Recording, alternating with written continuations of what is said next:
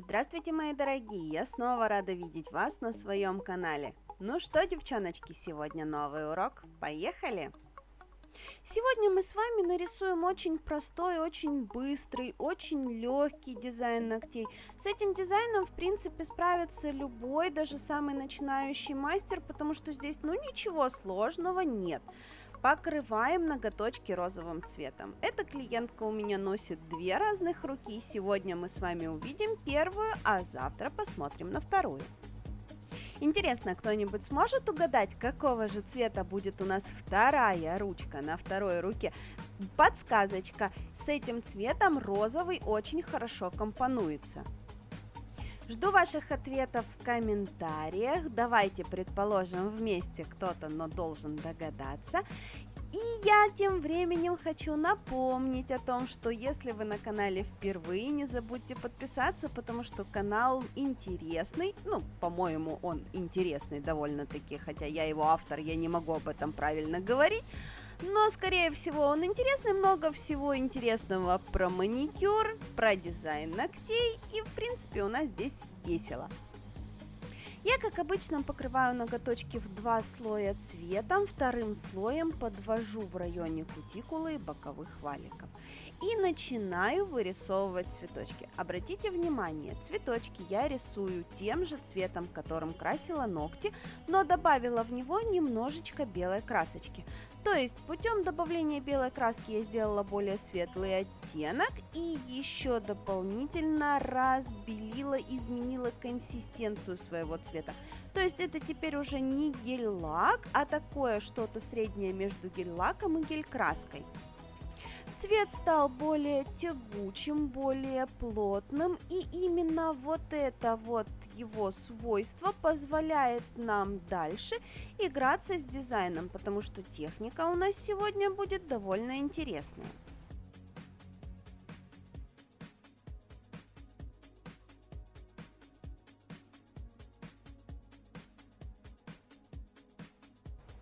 Итак, смотрите, в чем прелесть данной техники. У нас тягучая консистенция гель-лака, смешанного с гель-краской.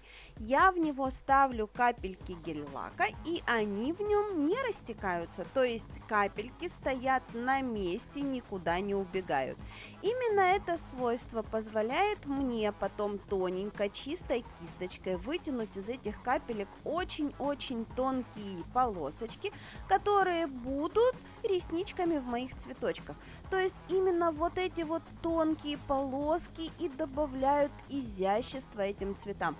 Даже те девочки, которые не умеют рисовать тонкие линии, у которых совершенно не получается с тонкостью, в данной технике нарисуют тонко и красиво.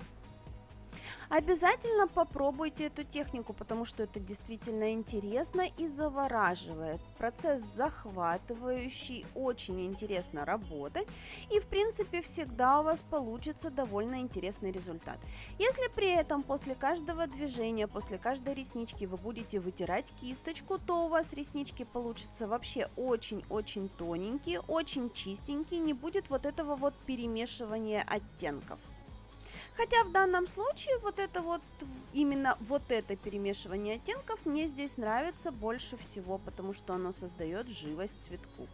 Далее белой красочкой я очерчиваю границы своего цветка и немножечко подтушевываю. Этот белый цвет становится светом на лепестках цветочка и высветляет, поворачивает лепестки в нужном нам направлении. В зависимости от того, куда вы распределите вот эту светлую каплю, туда у вас повернется лепесточек. В данном случае самое главное — это хорошо растушевать переход, для того, чтобы он был максимально плавный и при этом не закрыл ваши реснички, потому что реснички нам нужно сохранить. Значит, мы белого цвета ставим совсем немножечко, чтобы он не перекрыл все внутренности наших лепестков.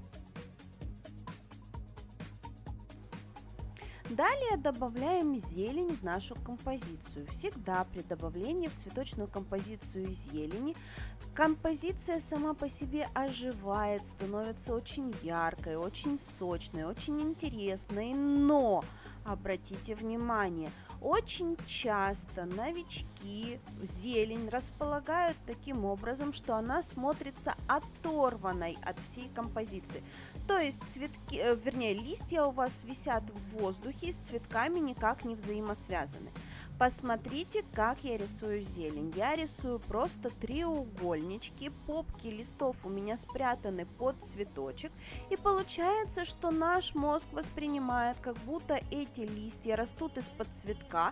Частично мы их не видим, и все это связано между собой. Если бы я нарисовала по-другому, вытащила бы попки лепестков наружу, то мне нужно было бы рисовать палки, откуда эти лепестки растут, вернее листья, и привязывать этими палками листья к цветам.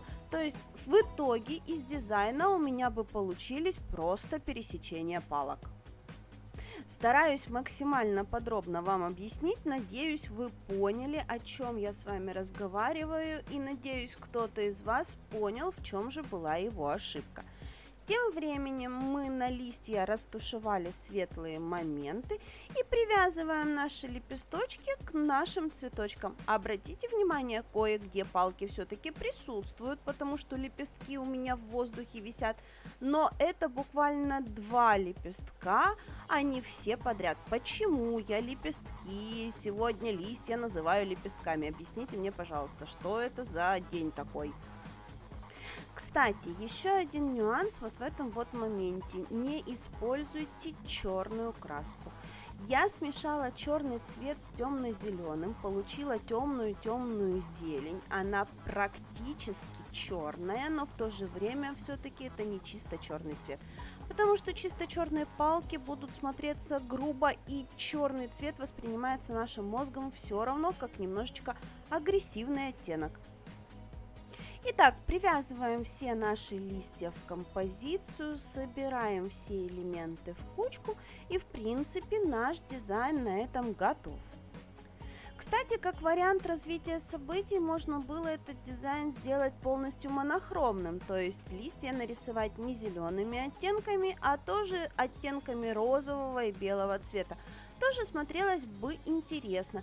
Если мы, допустим, в цвет фона добавили бы немножечко черного оттенка, сделали его потемнее, погрязнее и именно этим цветом рисовали листья, тоже получилось бы довольно здорово. Обязательно попробуйте.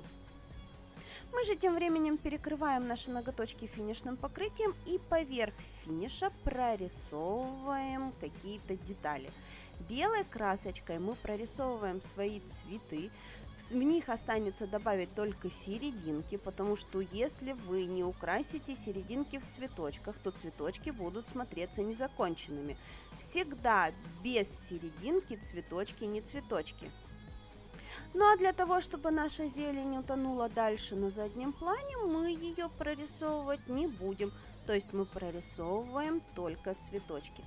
Кстати, обратите внимание, если в такой технике нарисовать какую-нибудь лилию, то получится очень красивая тигровая лилия. Вот смотрите, лепесточки как наполнены.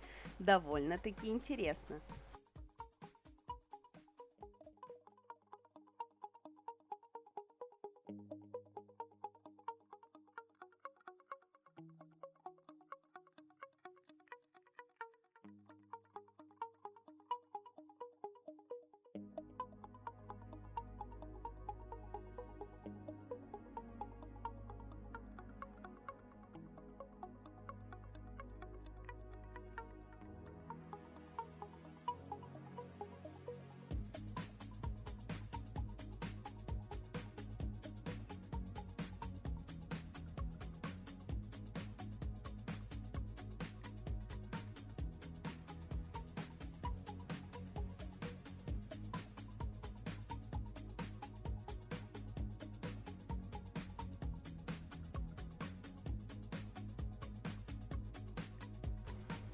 В качестве украшаловок на фон добавляем буквально парочку белых полосок, буквально в 2 взмаха кисточкой, и дизайн у нас готов полностью.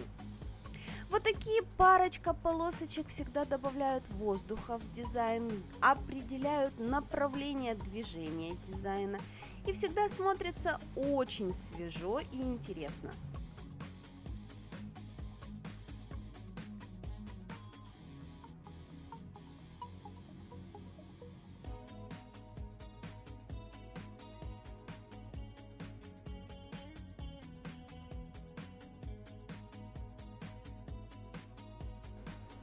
В качестве серединок цветочков добавляем гель-лак с золотыми блесточками. Все, вот теперь точно готово. Итак, вот такой вот весенний, осенний, зимний, летний, на любой вкус, на любой размер дизайн у нас получился, потому что в принципе есть клиенты, которые весь год рисуют цветочки и очень этому рады. Я же на сегодня с вами прощаюсь. Всем до новых встреч. Пока!